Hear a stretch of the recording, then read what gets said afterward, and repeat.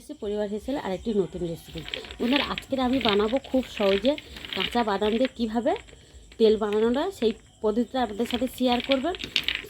আশা করি আপনাদের ভালো লাগলে অবশ্যই আমার চ্যানেলটাকে সাবস্ক্রাইব করে দেবেন আর প্রচুর শেয়ার করে দেবেন। দেখুন বন্ধুরা, আমরা যে কোনো উপাসের দিনকে কিন্তু বাদাম খাই, বা বিশেষ করে একাদশী যারা করেন তাদের পক্ষে তো খুবই ভালো। যারা একাদশী করেন তাদের জন্যই এই রেসিপিটা, বিশেষ করে একাদশীর দিনে খুব সহজে কীভাবে মানে বাদাম তেল বার করা যায় সেইটাই আপনাদের সাথে শেয়ার করবো। বাদাম তেল বানানোর জন্য আমি রান্নাঘরে চলে এসেছি, আর এখানে 500 গ্রাম আমি বাদাম নিয়ে নিয়েছি। দেখুন এখানে আমি ভালো চীনা বাদামটা নিয়ে নিয়েছি। চীনা বাদাম কিন্তু দু রকম হয়, একটা হয় কিন্তু লাল আর একটা হয় ফ্যাকাশে লাল। তাই ভালো যেটা লালটা হচ্ছে একটু বেশি দাম, আর ফ্যাকাশে লাল বাদামটা একটু কম দাম। আমি ভালো কোয়ালিটির বাদামটা নিয়ে নিয়েছি। এবার কী করবো, প্রথমে বাদামটা আমি হালকা করে ভেজে নেব। তার জন্য দেখুন উনানটা জেলে নিয়েছিলাম, উনানের মধ্যে একটা কড়া বসিয়ে দিয়েছি। এবার কড়াটা গরম হয়ে গেছে, এবার বাদামগুলো আমি দিয়ে দেবো।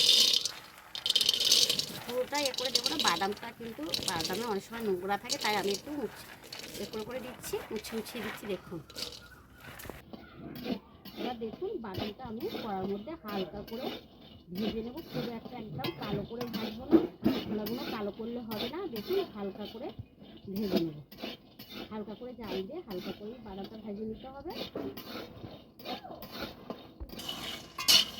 দেখুন বাদামটা ঠিক এরমভাবে ভেজে নিতে হবে। এই যে দেখুন খোলা ছাড়ালে কিন্তু ছাড়িয়ে যাচ্ছে, কিন্তু কাঁচা ভাব রয়েছে। দেখুন এবার বাদামগুলো আমি ভেজে নেব।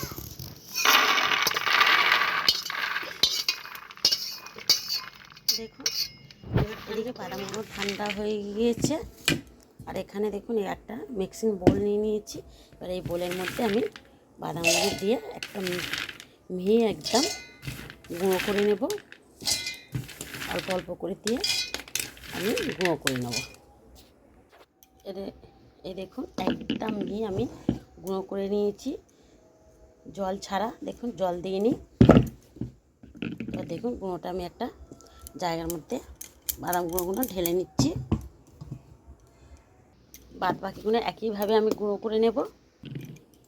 ধীরে ধীরে সবগুলো গুঁড়ো আমার রেডি হয়ে গিয়েছে। দেখেছেন একদম মিহি কত সুন্দর গুঁড়ো হয়েছে। দেখুন ঠিক কিন্তু এরকমভাবেই পুরো বাদামটাকে গুঁড়ো করে নিতে হবে। দেখুন এখানে বাদামগুলো আমার গুঁড়ো করা হয়ে গিয়েছে, আর এদিকে দেখুন একটা এখানে দেখছি আমি বাটি নিয়েছি। এই বাটির মধ্যে আমি বাদাম গুঁড়োগুলো ঢেলে নেব।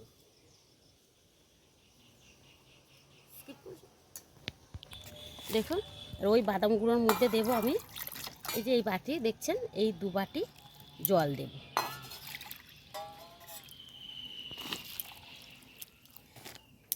এই জল দিয়ে বাদামগুলো কিন্তু আমি ভালো করে চটকে নেব, প্রায় ভালো করে মেখে নিতে হবে এরকম করে। দেখুন প্রায় আমি 1 ঘন্টা ধরে বাদামের পেস্টটা এরকম 2 বাটি জল দিয়ে আমি মেখে নিয়েছি। দেখুন কতটা ঘন হয়েছে।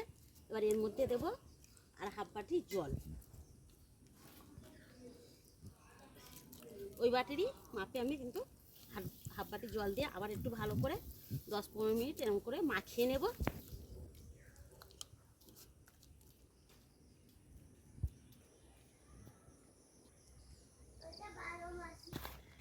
দেখুন ফিরে 1/2 বাটি জল দিয়ে কিন্তু আমি 20 মিনিটের মতন ফিরে মাখিয়ে নিয়েছি।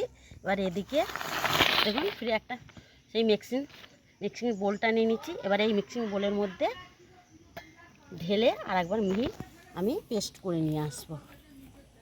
অল্প করে দিয়ে মিহি পেস্ট করে নিয়েছি। আর একটা ডেকচি বাটি নিয়েছি, এই ডেকচি বাটির মধ্যে আমি ঢেলে নেব। নিয়ে আবার বাদ বাকিগুলো আমি একইভাবে দিকে আমি একটা মিহি পেস্ট করে নিয়েছি। দেখেছেন আরও কত সুন্দর মিহি পেস্ট হয়ে গেছে। এবারে আর একটা ডেকচি বাটির মধ্যে আমি সবগুলো ঢেলে নিচ্ছি। একইভাবে সবগুলো আমি পেস্ট করে নিয়েছি। পেস্টটা নিয়ে আমি রান্নাঘরে চলে এসেছি। এদিকে উনানটা জেলে দিয়েছি, উনানের মধ্যে কড়াও বসিয়ে দিচ্ছি। এবার এই কড়ার মধ্যে আমি বাদামের পেস্টটা ঢেলে দেবো।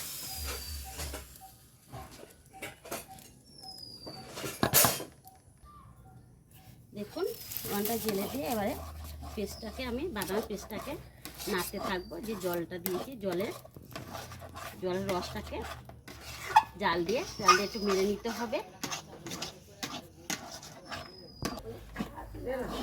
দেখুন এখানে নেড়ে চেড়ে একদম আমি শুকনো করে নিয়েছি, কিন্তু এখনও কিন্তু তেল তৈরির উপযুক্ত হয়নি, এখনও একটা প্রসেস বাকি আছে। দেখুন, আর জালটা কিন্তু একদম হাইও নয় আর একদম নর্মাল না, একদম মিডিয়াম, লো টু মিডিয়াম সাইজে কিন্তু জাল দিতে হবে।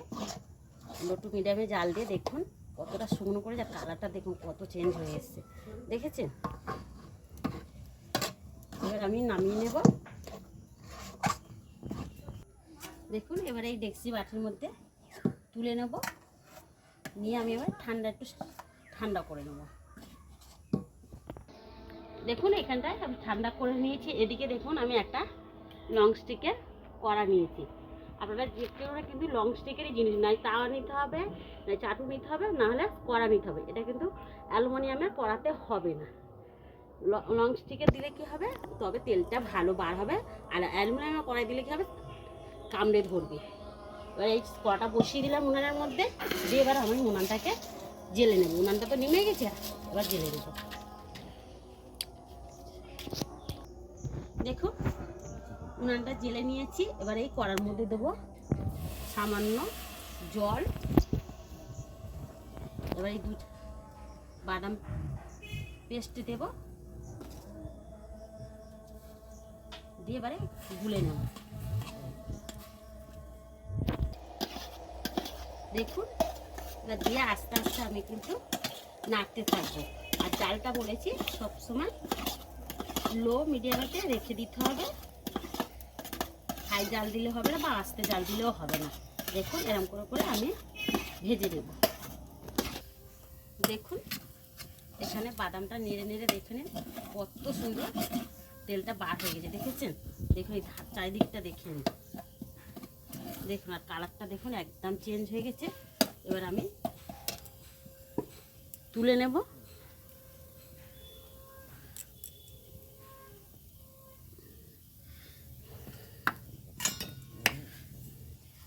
দেখুন কত সুন্দর হয়েছে দেখুন। এবার আমি এখানে একটা থালা নিয়েছি, এবার থালার মধ্যে তুলে নিচ্ছি। দেখে নিন, দেখুন যত ঠান্ডা হবে কিন্তু তত তেলটা বের হতে থাকবে। বাদ বাকি একইভাবে ওরকম আমি বাদামগুলো ভেজে নেব, তেল বার করে নেব। আর এই তেলটা কিন্তু যে কোনো উপোসে, বিশেষ করে আমাদের একাদশী দিনকে, আমার মুখ দেখা গরম হচ্ছে, গরম হচ্ছে খুব। একাদশী যেহেতু আমরা বাদাম খাই, একাদশীর দিনকেও এরকম তেল বার করে রেখে দিলে একাদশীর দিনকে কিন্তু যে কোনো তরকারি আপনারা রান্না করে খেতে পারেন। যেমন আলু ভাজা, আলু তরকারি, বাদাম আলু আমরা তো করে খাই। এরকম তেল থাকলে আমরা যেহেতু সূর্যমুখী তেল খাই, এই বাদাম তেলটাও খুব সহজে বাড়িতে কিন্তু বানানো যাবে। তাই কিন্তু আমার অসুবিধা হচ্ছিল খুবই, তার জন্য আমি এখানে একটা লং স্টিকে দেখুন আমি ফ্রাই প্যান বসিয়ে দিয়েছি। এটা এই যে খাঁজটা রয়েছে, এই খাঁজটার জন্য কিন্তু আমার মানে নাড়তে খুব অসুবিধা হচ্ছিলো, আটকে যাচ্ছিলো। তার জন্য আমি আরেকটা প্লেন নিয়ে নিয়েছি। এবার এটা একইভাবে সেম দিয়ে আবার 2 চামচের মতন দিয়ে আমি নাড়তে থাকবো। এটা একটু বেশি করে দেবো, যেহেতু এটা বড় মতো তো একটু বেশি করে দেবো। দিয়ে আবার আমি একইভাবে তেল বার করব। দেখুন এই লং স্টিক ফ্রাই প্যানটাই কিন্তু আরও ভালো হয়েছে কড়াটার থেকে, দেখছেন কত সুন্দর হয়েছে। আর কালারটা কিন্তু খুব একটা লালও হয় না আর বসেও যায় না খুব একটা, দেখেন। এবারে এটাও তুলে নেবো আর বাদ বাকিটা একইভাবে কিন্তু আমি ভেজে নেব। আর কতটা তেল ছেড়েছে দেখে নিন, দেখছেন এখানে পুরোটা বাদাম ভাজা হয়ে গেছে। একটু হালকা করে ঠান্ডা করে নেব, দেখেছেন? এই দেখুন হাতে দিলে দেখুন কিরম চপচপ করছে তেল, দেখেছেন? একটু ঠান্ডা করে নেব।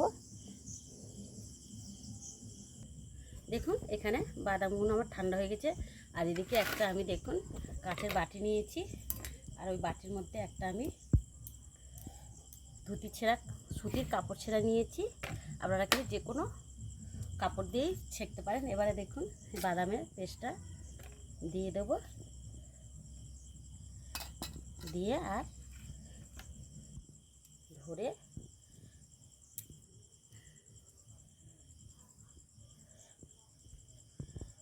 দেখুন, দেখছেন? বাহ, আমি তো বিশ্বাসই করতে পারছি না। অসাধারণ।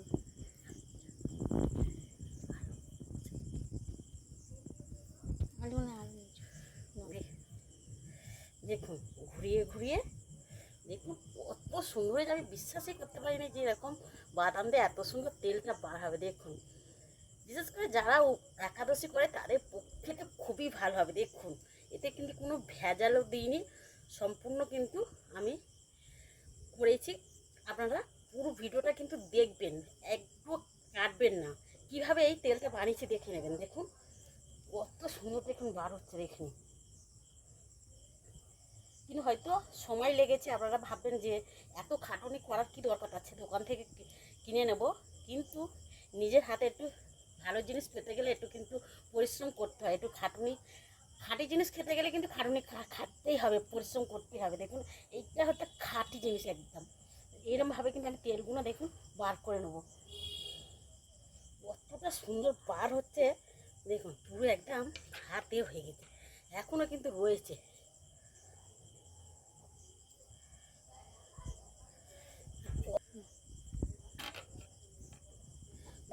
বাদ বাকিগুলো একইভাবে বার করে নেবো। আর দেখুন এটা খুলে দেখাচ্ছি।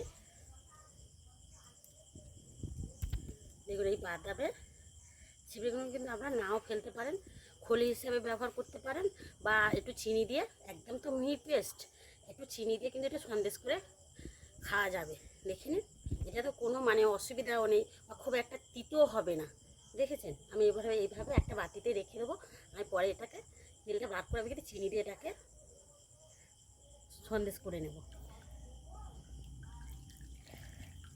তেলগুলো এত সুন্দর পড়ছে না, খাটুনিটা মনে হচ্ছে, খাটুনিটা আমার মনেই লাগছে না। তেলটা যে এত খাটুলি বিফলে যায়নি না, যে সারা দুপুর থেকে মানে সন্ধ্যা হয়ে গেছে না, মনে হয় না যে এই যে তেলটা বার হয়েছে, মনে খাটুনিটা একদম যে খাটুনি হয়েছে মনেই হচ্ছে না।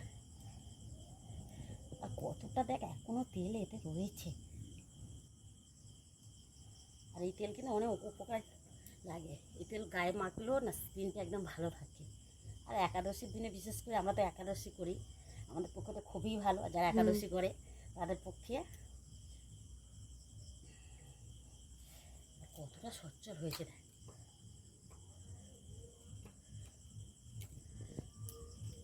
দেখুন, কত সুন্দর তেলটা হয়েছে। দেখে তেলটা আমি একটু ছেঁকে নেব, নিলে আরও ভালো হবে। দেখেছেন, আর একটু থেকিয়ে গেলে আরও তো সুন্দর, মানে যে ঘোলাটা ভাবটা সেটা কিন্তু আরও কাঁচের মতন হবে। আর দেখছেন কত সুন্দর তেলটা হয়েছে। দেখুন খুব সহজে কিন্তু এরকম আপনারা বাদাম তেলটা কিন্তু বাড়িতে বানিয়ে নেবেন। যারা বিশেষ করে একাদশী করে তাদের পক্ষে তো খুবই ভালো হবে। দেখেছেন, এটা কোনো কিছু ভেজাল নয়। আপনারা একবার হলে এরকম বাড়িতে কিন্তু বাদাম তেলটা বানাবেন। আমার বাদাম তেলটা পদ্ধতিটা আপনাদের কেমন লেগেছে অবশ্যই আপনারা কমেন্ট করে বলবেন। আর বন্ধুদের সাথে কিন্তু প্রচুর প্রচুর শেয়ার করে দেবেন। তাহলে আজকের এই অবধি, আবার দেখা হবে নতুন রেসিপি নিয়ে। ভালো থাকবেন, সুস্থ থাকবেন, নমস্কার।